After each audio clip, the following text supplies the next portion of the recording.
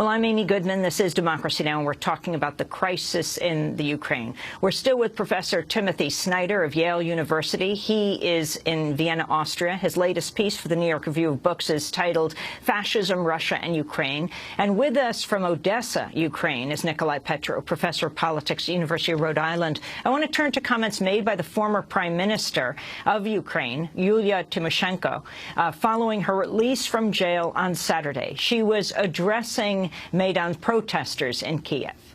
I know that altogether we will be able to do it, and I personally will never allow anyone to let you down. I will never allow not a single politician, not a single official to even touch, not even lay one of their fingers on your honor, on your life. Know that nothing in my life will be more important. May God give you good health, may you be happy in your country, and then all these sacrifices will not be in vain. Glory to Ukraine. That's the former Ukrainian Prime Minister Yulia Tymoshenko. Timothy Snyder, the significance of her release, how long she was held in prison, what she represents. Well, she was a political prisoner. She was the head of the major opposition party to Yanukovych's party. She lost the last presidential elections to Yanukovych by a relatively narrow margin. For many years, she and Yanukovych were the two dominant figures in Ukrainian political life. So obviously, most human rights observers, most governments in the West have been calling for her release for quite a long time. It's a good thing that she was released. It's a step towards the return of the rule of law in Ukraine. What it means in political terms, I think, is rather more complicated. She has not been a part of these revolutionary events. She came to them at the very end. And what she said to the protesters in the passage you quote is rather curious and in a way pre-revolutionary and anachronistic. I think the sense of the Maidan is that there is a civil society. There are self-organizing people who can stay and occupy a place in the middle of the winter for weeks upon end, which means soup kitchens, it means people cleaning up, it means people in hospitals, it means doctors, it means journalists. It means a movement in which millions of people took part. They're not asking for someone to take care of them. In a way, that's the old-style politics. And I think many people rightly associate Tymoshenko with Yanukovych and with politics of an old style. So it's not clear to me that her return will be as significant politically as it might seem at the very beginning. This, of course, remains to be seen. I would stress, of course, that Tymoshenko, like virtually everyone else we're talking about, is a Russian speaker from the southeast of the country. So, again, it's not a matter of West versus East. Speaking on Sunday, National Security Advisor Susan Rice warned Russia against sending in troops to Ukraine. That would be a grave mistake. It's not in the interests of Ukraine or of Russia or of Europe or the United States to see the country split. It's in nobody's interest to see violence return and the situation escalate. There is not an inherent contradiction, David, between a Ukraine that has long-standing historic and cultural ties to Russia and a modern Ukraine that wants to integrate more closely with Europe. These need not be mutually exclusive. That's National Security Advisor Susan Rice. Nikolai Petro, your response. Well, she's right, but I don't see what the discussion of the armed forces seems cavalier. I mean, no one's even thinking or talking about that. I'd like to chime in, if I may, on the Tymoshenko question that you asked and agree with Professor Snyder's assessment. At least in this area of Ukraine, the south, she seems to not have any resonance, and the perspective is that this is very much, her appearance is very much a blast from the past, if you will, sort of things that we've all gone through that before. And the hope is that there can be more dramatic changes. A little bit of a disconcerting element to this is her usage of the familiar Svoboda refrain now from World War II, hail to Ukraine, which is becoming sort of the routine greeting for the revolutionaries now. What is, right now the Olympics are ending, how does Putin see this situation? They've pulled the ambassador back from Ukraine, the Russian ambassador to Ukraine back. Professor Petro, what would you say Putin sees in what has taken place? Is he concerned this will happen next in Russia? Oh, no, I don't think that at all. What I think is when people watch what's happening here in Ukraine, in the former Soviet Union, they're saying there, but for the grace of God, you know, go we. This is a very a cautionary tale, if you will, against chaos and corruption as well, leading to these sorts of extremes. Whether President Putin has already declared the government's willingness to support Ukraine, to see the country prosper, and so far the only monetary, and it's worth pointing out, the only monetary contribution on the table right now is the $15 billion that have been offered in bonds, and in addition, even more significantly, the reduction in the price of natural gas that Ukraine is buying from Russia right now. Whether or not Europe or the United States or the International Monetary Fund will come up with anything comparable is much to be hoped for, but right now there's a lot of dithering on the part of the West. Professor Timothy Snyder, your assessment of what this means for Putin right now.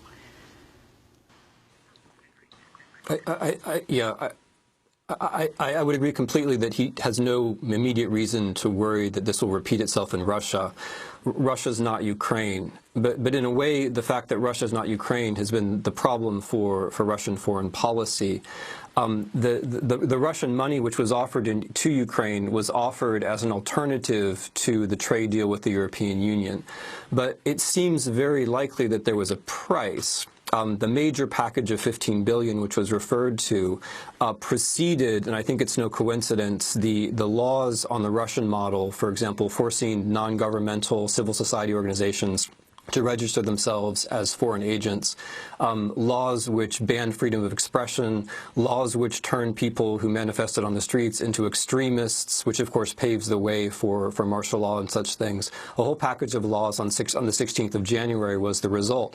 That failed. That made the protests much more aggressive and much larger. Then, when the Russians finally did release $2 billion of that, it was just a matter of days before the sniper attacks last week, which led to the political change that we're talking about. So the Russians did put money on the table, but there was a price. The price was to try to make Ukraine more like Russia. That has now failed, it seems. So the Russians have something to contemplate.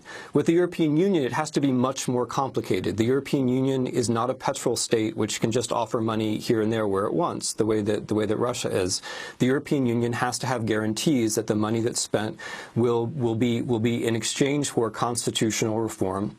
In exchange for free elections. I completely agree about the significance of that, including the importance of the participation of electoral observers, and in exchange for thoroughgoing local reform, which would make corruption, and I also agree about the significance of corruption in Ukraine, that would make corruption much less likely.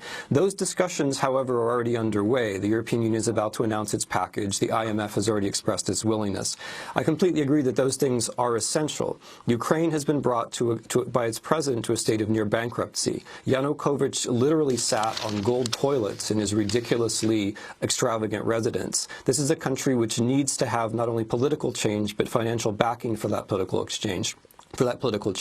Otherwise, it's not going to be able to happen. I would also stress that only financial backing of parliamentary democracy is the thing which can keep the extremes from making their way towards the center. But I think people in the West understand that now. Nikolai Petro, there's an interesting picture in the New York Times today. The headline, "Fresh from Prison, a former prime minister returns to the political stage." And it is a picture of Tymoshenko, and she is flanked by both the American ambassador, Jeffrey Piat, and the European Union's Jan Tombinsky. Talk about the United States and in all of this. We have played the clips of Victoria Nuland talking about who she wants in government and not top diplomatic official in charge of this area that includes Ukraine, this taped conversation that somehow made it to YouTube. What about U.S.'s role? Of course, she was giving out cookies to the protesters on the front lines a while ago. Well, I must say that the United States, from my perspective, tried to play a role in the reconciliation process, but was not terribly effective because it does not have the necessary leverage. That is, the only country that has the leverage and the resources and knows the situation well is Russia. So if there is a country with deep knowledge of this area, I would say it'd be Russia, and I would hope that we would listen to the advice of our Russian partners in this. But I do also believe there was an error in the assessment of one of the more significant, I think, and ultimately determinant groups in accomplishing the revolution. I clearly have to disagree with Professor Snyder. I ascribe a much greater role to the right sector, as they call themselves, the spearhead of the revolution. And given the hope of many in the West regarding this revolution, I think it's especially important to note that this group is critical of party politics in principle. It is skeptical of what it calls imperial ambitions of both Moscow and the West to the Ukraine. The former are easier to understand, but the latter try to sap the Ukrainian national spirit with all this talk of dialogue and compromise. So what they hope to see emerge out of this turmoil is a new Ukraine, as they put it, quote, burnished by the flames of national revolution, able to stand up in opposition to the democratizers and their local lackeys.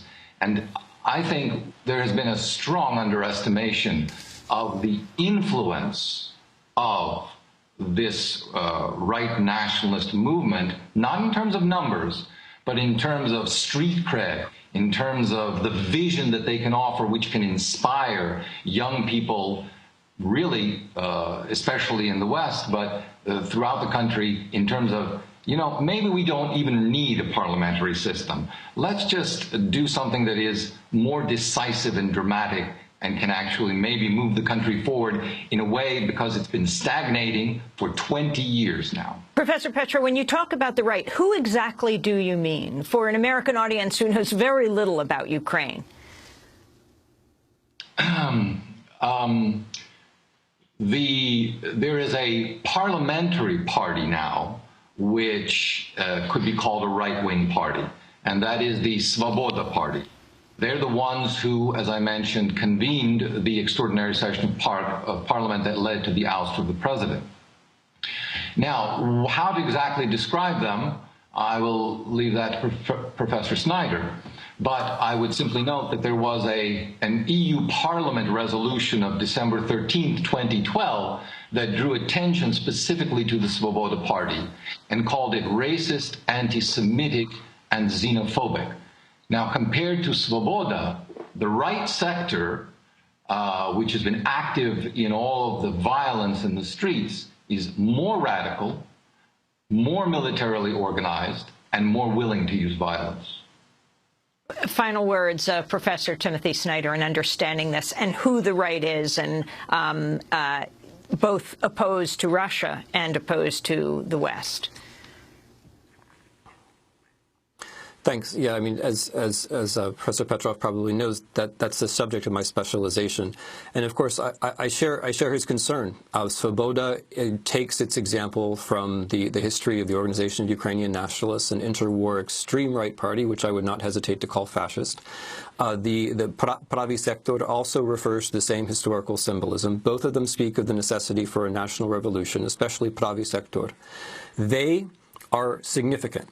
They are less significant than the far right in Austria, where I am now. They're less significant than the far right in France. They're less significant than the far right in the Netherlands. But they matter.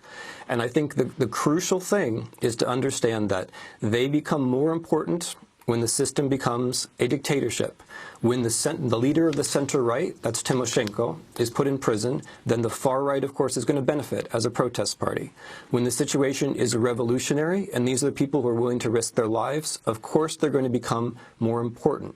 Which means that for all of us who are concerned about the return of normality, stability, the rule of law, it's very important that the revolutionary character of this situation pass now into a normal political process, where we can agree or disagree about who should rule and who shouldn't rule, but where decisions are made in parliament, where decisions are made in the ballot box, and where decisions are not made in the streets. In Kiev today, the metros are running. In Kiev today, there is no looting. The place is remarkably peaceful. The presidential residences are being visited peacefully rather than looted or sacked, as in other revolutions or even the United States when we have a weather problem. The country is in an orderly position. If we want to keep both extremes at bay, the extreme from the right, which I am indeed worried about, as well as extremists on the other side with their support from Russia, the most important thing to do is to back parliamentary democracy, back early elections, do the small things that we in the West can do to make sure that that's the outcome. A restoration of the rule of law, restoration of a parliamentary constitution, restoration of democracy. These are things that we can help achieve, and the Ukrainians themselves have already done the hard part. That's where I would end. Timothy Snyder, I want to thank you for being with us, Professor of History at Yale University, speaking to us from Vienna, Austria. His book, Bloodlands, Europe Between Hitler and Stalin. His latest piece in the New York Review of Books, Fascism, Russia and Ukraine. And Nikolai Petro, thanks for joining us from the Ukrainian city of Odessa. He's a professor of politics at the University of Rhode Island.